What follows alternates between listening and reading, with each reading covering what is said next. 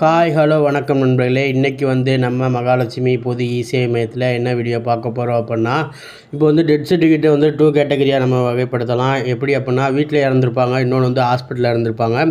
வீட்டில் இறந்துருந்தாங்க அப்படின்னா நம்ம விஏஓட்ட இறப்பு அறிக்கை சமர்ப்பிப்பது மூலமாக அங்கே நம்ம அப்ளை பண்ணி எடுத்துக்கலாம். இன்னொன்று ஆக்சிடெண்ட் மூலமாக போய் முடியாமல் இறந்துருப்பாங்க ஹாஸ்பிட்டல்லே. அது நமக்கு நோ ப்ராப்ளம். அவங்களே ஹாஸ்பிட்டலே கவர்மெண்ட் ஆஸ்பத்திரியிலே அவங்களே ஏற்றி கொடுத்துருவாங்க. இப்போ இந்த 2 கேட்டகரியுமே நம்ம எப்படி ப்ராசஸ் ஆகுது அப்படிங்கிறத பற்றி தான் பார்க்க போகிறோம்.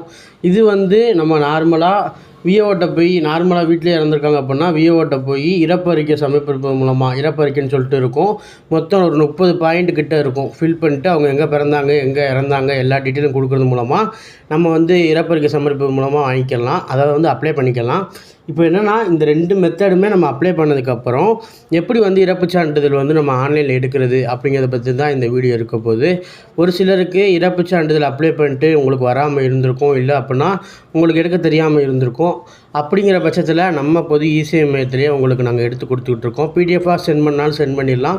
இல்லை அப்படின்னா ஆல் ஓவர் தமிழ்நாடு ஃபுல்லாக ஃபுல்லாகவே பண்ணிக்கிட்டு இருக்கோம். போஸ்டல் சார்ஜ் எல்லாமே எக்ஸ்ட்ரா நீங்கள் பே பண்ணிட்டீங்க அப்படின்னா நீங்கள் எந்த டிஸ்ட்ரிக்டாக இருந்தாலும் பரவாயில்ல, உங்களுக்கு போஸ்டலே நாங்கள் கொடுத்துருவோம். இப்போ என்னோட டெஸ்க்டாப் சைட்டை ஓப்பன் பண்ணிக்கிறேன். ஓப்பன் பண்ணிக்கிட்டு இந்த டெத் சர்டிஃபிகேட் எப்படி டவுன்லோட் பண்ணுறது அப்படிங்கிறத பற்றி தான் பார்க்க போகிறோம். மேலே நீங்கள் குரோம் இல்லைனா முசிலா ஃபயர்பாக்ஸ் இல்லைனா இன்டர்நெட் எக்ஸ்ப்ளோரர் ஏதாவது ஒன்று ஓப்பன் பண்ணிக்கோங்க. ஓப்பன் பண்ணிக்கிட்டு டெத் சர்டிஃபிகேட் டவுன்லோட் அப்படிங்கிறத நீங்கள் டைப் பண்ணிக்கோங்க. டைப் பண்ணியும் ஃபஸ்ட்டு வெப்சைட் வரும். ஃபஸ்ட்டு வெப்சைட்டை நீங்கள் கிளிக் பண்ணுங்கள். கிளிக் பண்ணிங்க அப்படின்னா நெக்ஸ்ட்டு பேஜ் மூவ் ஆகும். நெக்ஸ்ட்டு பேஜில் உங்கள் பேசிக் டீட்டெயில் தான் கேட்கும். அவங்க பேர், அவங்க அம்மா அப்பா பேர் கூட கேட்காது. அவங்க எப்போ இறந்தாங்க அப்படிங்கிற அந்த டீட்டெயில் மட்டும்தான் கேட்கும். மேலா ஃபீமேலா அப்படிங்கிற மாதிரி கேட்கும். இதை கொடுத்துட்டு நீங்கள் எந்த டிஸ்ட்ரிக்ட் அப்படிங்கிறத கொடுத்துக்கோங்க. எந்த நாளில் இறந்தாங்க அப்படிங்கிறத கொடுத்துக்கோங்க. இதை கொடுத்துட்டு உங்கள் ஃபோன் நம்பர் கொடுத்துட்டு அதில் ஒரு நம்பர் ஷோவாகும், 2 நம்பர் ஷோவாகும். 2 நம்பர் என்ட்ரு பண்ணிட்டீங்க அப்படின்னா வெரிஃபை ஆயிரும்.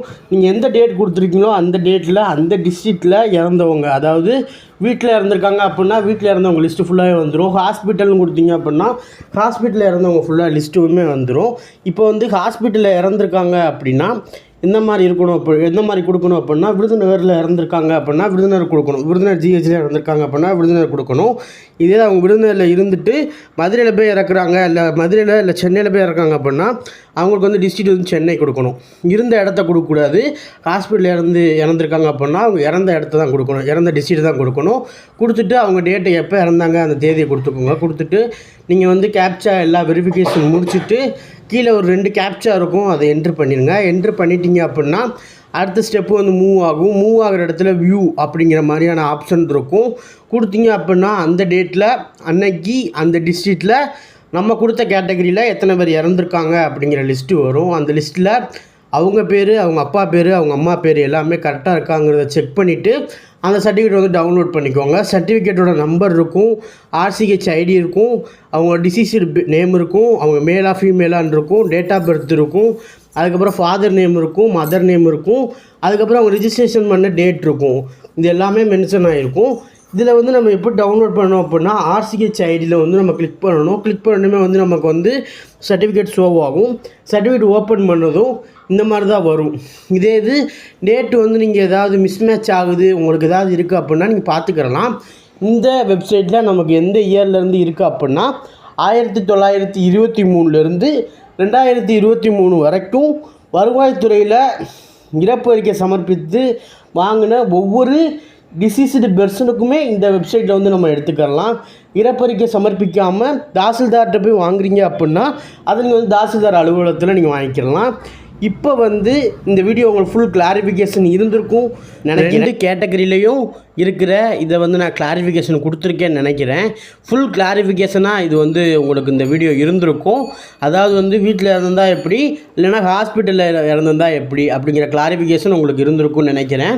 இதில் ஏதாவது உங்களுக்கு ப்ராசஸிங்கில் ஏதாவது எரர் இருக்குது, இல்லை அப்படின்னா எனக்கு விஏஓவில் போய் சமர்ப்பிக்க போகிறேன், எனக்கு இறப்பு அறிக்கை வேணும் அப்படிங்கிறவங்க கீழே இருக்குது. அது A3 ஃபார்மெட்டில் இருக்கும். நீங்கள் A3 பிரிண்டர் வச்சுருந்தீங்க, இல்லைனா பக்கத்தில் உள்ள இசேவை மையத்தில் கூட நீங்கள் A3 பேப்பரில் எடுத்துகிட்டு நீங்கள் வந்து விஓ கன்சல்ட் பண்ணுறது மூலமாக நீங்கள் அப்ளை பண்ணிக்கலாம்.